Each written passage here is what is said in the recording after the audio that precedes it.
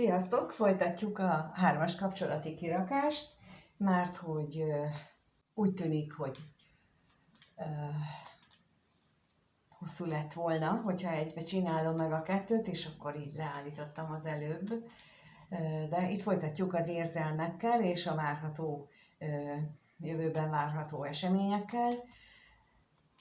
Ezt nézzük, az előzőben megnéztük azt, hogy mi újság a gondolatokban és a kapcsolatokban, mert hogy az én olvasatomban van egy együttélők, akik életvitelszerűen együtt élnek, és van egy másik kapcsolat, ahol energetikai kapcsolódás van, de ők nem életvitelszerűen élik együtt az életüket, még akkor sem, hogyha például egy munkahelyen dolgoznak.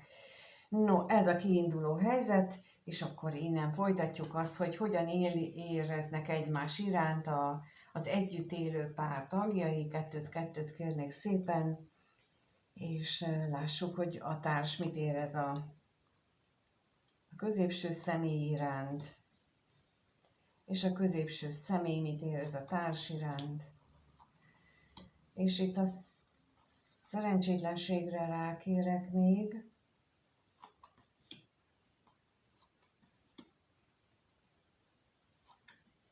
És a szerelemre is.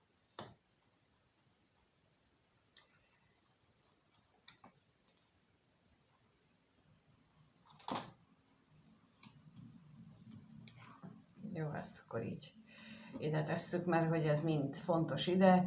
Az, hogy állandóan agyal azon, hogy itt az érzésekbe jócskán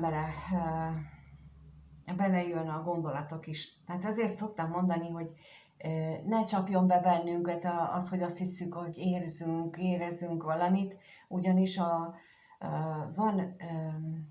van különbség az érzés és az érzés között. Az egyik érzés az, ami szívből jön, és nem tudjuk eldönteni, bármennyire is azt hiszi bárki, és amit az ego vezérel érzést, nem vagyunk rá képesek, ahol sokkal-sokkal magasabb tudatszintre kellene eljutnunk, hogy ezt a kettőt meg tudjuk különböztetni. Tehát önbecsapás az, amikor azt mondjuk, hogy én érzem, én tudom, hogy mit érzek. Nem tudod. Az ego tudja, de nem. Még nem vagyunk ezen a szinten. Most van lehetőség arra, hogy változtassunk a rezgés szintünkön, és jobban megismerjük a belsőnk működését, ugyanis azzal sem vagyunk tisztában, hogy miért futunk el egy kapcsolatból, miért kerülünk újra ugyanolyan szituációba, és ezt mind-mind az ego tudja, és ugyanonnan van ugyanaz a keletkezési helye, mint ennek az érzésnek, amiről azt hiszük, hogy a szívünkből jön. Hát nem. Az esetek többségében nem, mert az a szívbéli érzés, az el van rejtve, le van korlátozva, pontosan azért, hogy ne sérüljünk, és egyfajta pseudo érzést élünk meg, egy pseudo valamit, amit érzésnek hívunk, ilyen látszólagos, mint ahogy az egész világunk egy látszólagos, ez is az, de én meggyőződéssel tudom mondani azt, hogy ez a mostani időszak, ez pont erre szolgál, hogy felismerjük ezeket a látszólagos érzelmeket, és az érzelmeken keresztüli manipulációt. Itt ez nyilvánul meg az érzésekben. Tehát a társ részéről azt látjuk, hogy ő azt hiszi, hogy ő borzasztóan szerelmes, és szenvedélyesen szerelmes itt a középső személyben, ugyanakkor pedig valahol tudja azt, hogy ők már nem tartoznak, már úgy értem, hogy nem tartoznak együtt, hogy hátat fordítanak egymásnak, hogy itt van a féltékenység, hogy itt van a családi kötelék, tehát amikor már így minden más belejátszik a dologba, az nem szerelem, az nem érzés, az nem tiszta, hanem ezért mondtam el az előbb, amit elmondtam, meg itt a többi lapok hatására is, hogy itt úgy látszik, mintha itt szenvedélyes szerelem lenne, de a társnak jó lenne szembenézni önmagával, hogy mi van itt a felszín alatt, mi az, amivel ő nem akar szembenézni. Erről hosszabban a másik videóban beszéltem, és mert hogy úgy látom, hogy ez végig kíséri. Itt most nagyon hangsúlyos a társnál. Lehet, hogy neked most éppen egy olyan energia nyomás van az életedben, amikor ezzel kellene szembenézni, és, és jó lenne, ha ezt megtennéd, mert sokkal jobb lenne utána az életed. Tehát itt az érzelmeknél ez ilyen látszatérzéseket takar, bármennyire is úgy tűnik, hogy ez igazi, ez a Matrix része. És a középső személy érzéseinél pedig azt lehet érezni, hogy ő abban reménykedik, hogy ez a sok nehézség, ez a sok látszat, ez a sok akadály, az megszűnik. Na nézzük itt a reményt. Hogy az végre megszűnik már.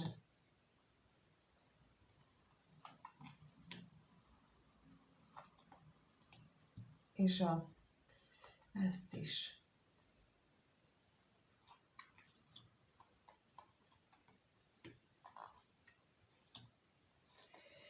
És fölváltja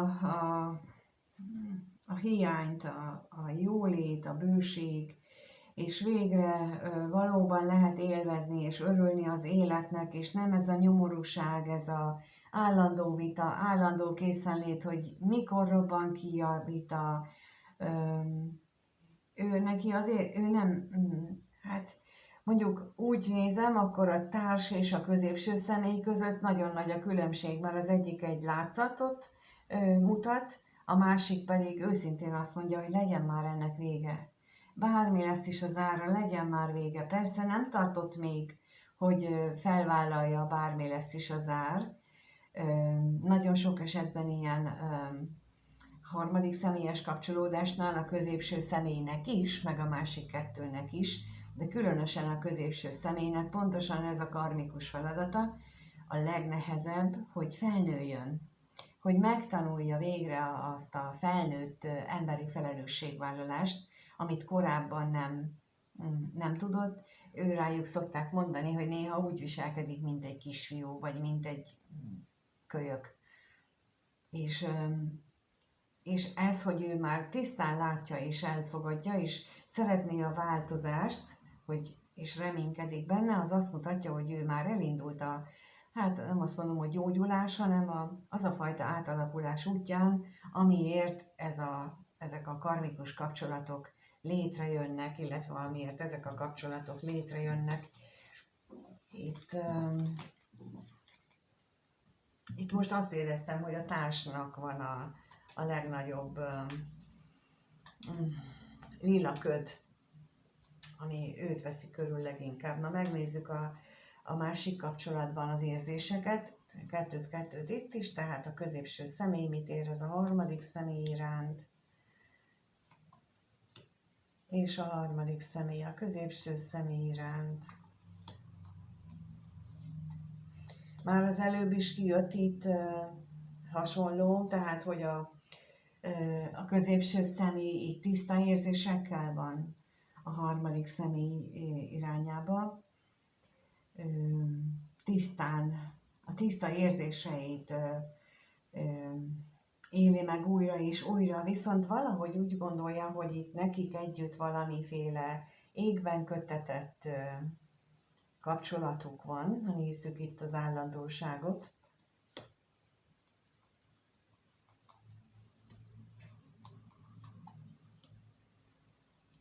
És a váratlan örömet. Nagyon sokan azt hiszik, hogy például, mint ahogy ő is, hogy az a feladat ezzel, amikor így bejön egy ilyen kapcsolat, hogy akkor önmegtagadásba kell vonulni.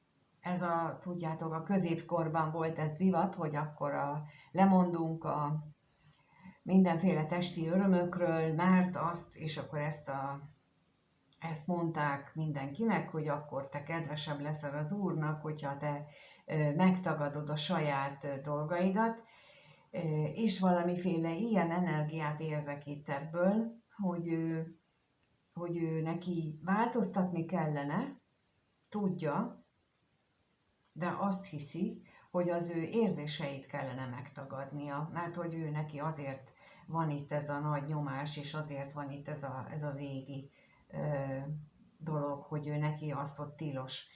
Ez a tilos hitrendszer amiről az előbb is beszéltem, hogy a bennünk lévő ego az, aki irányítja az egész életünket, nem mi irányítjuk, nehogy azt higgye bárki, hogy ő irányítja, az ego irányít, viszont akkor tudod te átvenni az irányítást, ha megtanulod együttműködésre bírni ezt az egót.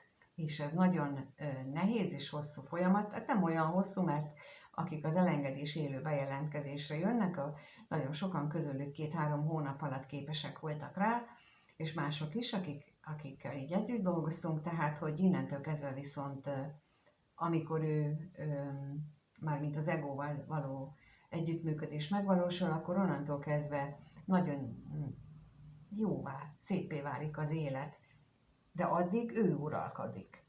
Ő véd bennünket. Ez így van belénk programozva, ez az önismeret, ez az a tudatosság fejlesztésének az eredménye, hogy együttműködünk az egóval, illetve ő velünk, és amikor ő azt mondja, úgy érzi, hogy hát akkor te már elég felnőtt vagy, akkor átadja a gyeplőt, és onnantól kezdve mi vezetjük életünk kocsiját, mi hajtjuk a lovakat, és itt ebben a kapcsolatban, ugye a másikban lehetett látni, hogy ott ő érzi, de itt még tévúton jár, téveszméi vannak, hát még kell neki tanulni, úgy látszik ilyen az egóval kapcsolatosan.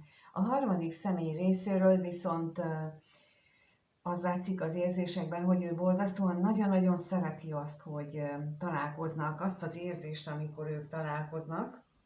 Nézzük a látogatást, nagyon értékesnek tartja.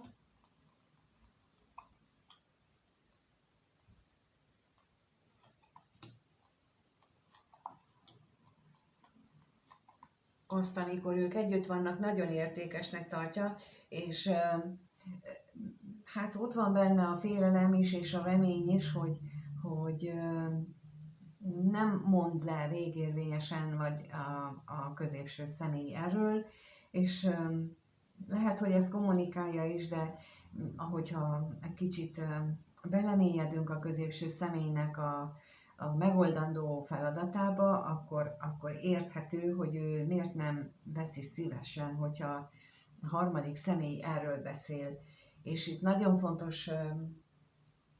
fontos dolgokat mondtam el az előző videóban is, úgyhogy ha valóban szeretnétek fejleszteni, akkor önfejleszteni, és megtehetitek ingyen, hiszen ezekben a videókban olyanokat mondok el, amit egyetlen tanfolyamon sem fogtok megtanulni, mert ez nem éri meg senkinek. Ezért ilyeneket nem fognak mondani, illetve elmondják, aztán kész. Na, nézzük akkor, hogy mire lehet számítani az együttélős kapcsolatban, mire lehet számítani a következő 1-2 hétben.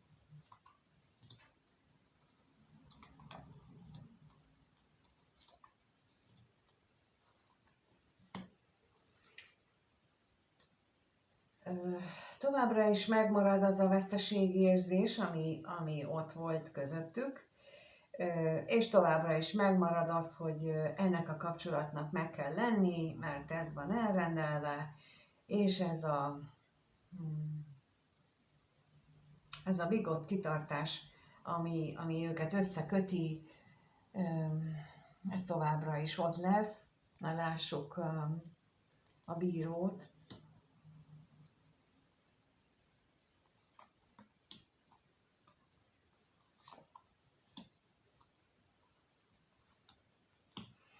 És ahogy az előző részben elmondtam, nem az a lényeg, hogy itt el kellene várni, hanem ne játsszák már el azt, hogy itt szerelem van, meg jó, tehát meg itt mi jól tudunk lenni, mert lehet, hogy napokig, vagy egy rövid periódusra ez működik, de az a mélyben ott lappang ez a szörnyű energia, és ezt mindenki tudja, csak megjátsza magát, és ennek a megjátszásnak a lezárásának az ideje jött el, és ez, ha megjátszuk, akkor ez mindig veszteséget fog okozni. Hiába játsszuk meg, nem lesz belőle nyereség, mert tisztátalan energiát nem lehet tisztává tenni. Tehát a sátán az nem fog sosem a jó Isten oldalára átállni. Tehát ezt így kell elképzelni, hogy amikor a hazugságot, mert ez hazugság, hogy mi jól vagyunk, nem, hát tegnap nem voltunk jól, akkor ma mitől vagyunk jól? Tehát tegnap nagy veszekedés volt otthon, akkor ma mitől lennénk jól? Főleg úgy, hogy van a kapcsolatban egy harmadik személy, tehát ott már alapban lehet érezni. És ez az álszentség, ez nem a teremtő oldaláról ered, hanem a másik oldalról, és ezért mondtam, hogy az oldal sosem lesz, sosem tisztulhat meg annyira. Viszont mi emberek képesek vagyunk arra, hogy a rezgésszintünket emelve, a tudatszintünket emelve, más nézőpontból nézzünk rá erre, és megváltoztassuk azt, ami a problémát okozza, és nem feltétlenül a vállás okozza, vagy a megoldást, de nézzük még a veszteséget.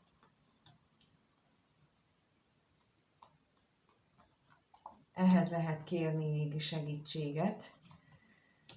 Igen, ehhez lehet kérni égi segítséget, hogy mutassák már meg, hogy mi az, ami kettők között problémát jelent. És ehhez mind a kettőnek nagyon-nagyon nagy változásra van szükség.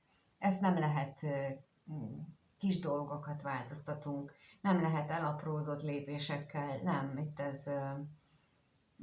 itt van a lehetősége, ott van arra, ha kérjük, akkor megkapjuk a választ, mindenki a saját életében, de addig, ameddig ez nem történik meg, addig csak a látszat van, és valójában a látszat mögött meg ugyanott van az a veszteség élmény, amit ebben a kapcsolatban megélnek. Hát ez nem egy vidító jövő, de bízom benne, hogy azért néhány esetben meghallják, és tesztek ezért, aki ebben érintett. Na megnézzük akkor a középső személy és a harmadik személy kapcsolata hogyan alakul a következő 1-2 hétben. Hogyan alakul az ő kapcsolatuk a következő 1-2 hétben. Hát ahogy eddig is látszott, itt ebben a kapcsolatban azért van szeretet, igazi tiszta szeretet, van igazi kitartás és egymás iránt, viszont azt mutatják a lapok, hogy ezen túlmenően azért ott van a magány és a szomorúság és a vágyakozás, a várakozás energiája, de megnézzük akkor még itt a szomorúságot.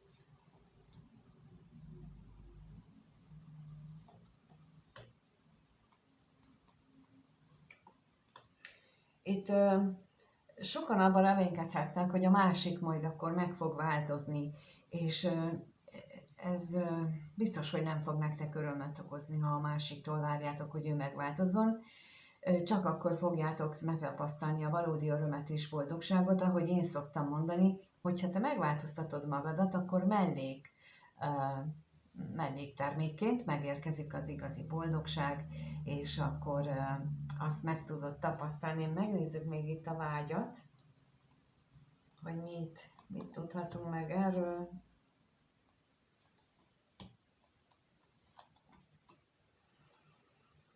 Ami újra és újra megjelenhet, illetve biztosan meg fog jelenni, az a vágyakozás a másik iránt, a másik személy iránt, tehát a középső személy iránt, vagy a középső személy és a harmadik személy iránt, tehát hogy a másik iránti vágyakozása meg lesz itt, és ezt mind a ketten rosszul fogják érezni magukat, és ez a ördögi kör, amiből csak azzal lehet kilépni, hogyha én elkezdek változtatni dolgokon.